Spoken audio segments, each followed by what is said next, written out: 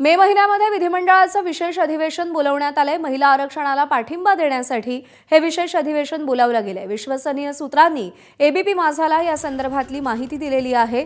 मे महिन्यामध्ये विधिमंडळाचं विशेष अधिवेशन होईल असं सूत्र सांगतायत। महिला आरक्षणाला पाठिंबा देण्यासाठी हे विशेष अधिवेशन असेल असं विश्वसनीय सूत्रांनी एबीपी माझाला सांगितलंय। अभिषेक मुठाळ आपले प्रतिनिधी आपल्याला अधिक अपडेट देतील। अभिषेक, मे महिन्यातल्या विशेष अधिवेशनामागचा हेतू काय आणि कोणकोणते मुद्दे या अधिवेशनाच्या केंद्रस्थानी असतील? पुन्हा एकदा लाडक्या बहिणींसाठी राज्य सरकार हे पुढाकार घेताना आपल्याला दिसतं आहे।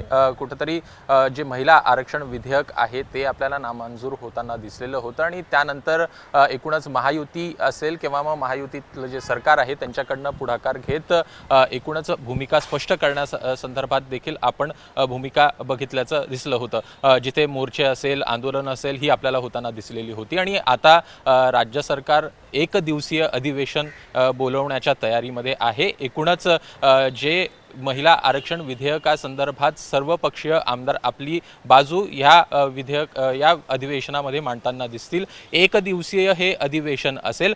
अद्याप तारखेची जरी का निश्चिती नसली तरी हे अधिवेशन घेण्याच्या तयारीत सरकार असल्याचं कळतं आहे। सूत्रांच्या हवाल्याने आपल्याला ही माहिती मिळते आहे। एकूणच या सगळ्या संदर्भात जर का पाहायचं तर स्पष्टता अशी आहे की महिला आरक्षण विधेयक हे नामंजूर झाल्यानंतर कुठेतरी जी आंदोलनं होताना दिसलेली होती त्यानंतर जी भूमिका कुठेतरी महायुती सरकारनं घेतलेली होती ती पुरजोरपणे मांडण्याचा प्रयत्न हा अधिवेशनामध्ये आपल्याला होताना दिसेल आणि त्याच अनुषंगानं हे सर्वपक्षीय एक दिवसीय अधिवेशन बोलवण्याच्या तयारीत सरकार असल्याचं स्पष्टपणे आपल्याला सूत्रांच्या हवालानं कळतंय।